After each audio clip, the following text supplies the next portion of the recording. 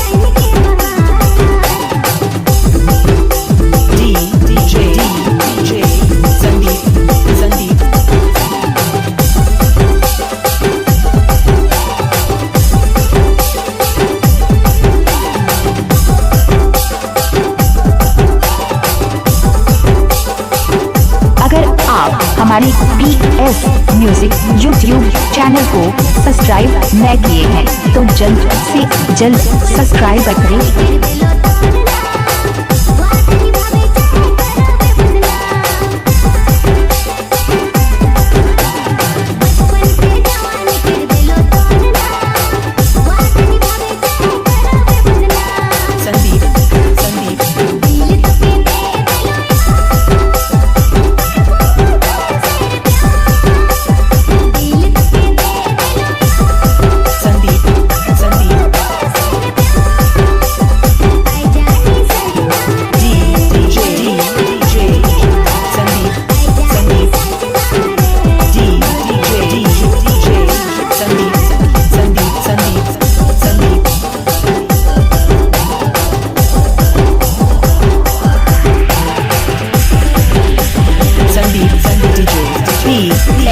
छोटे लाल केसी पारा विष्णु महेश संदीप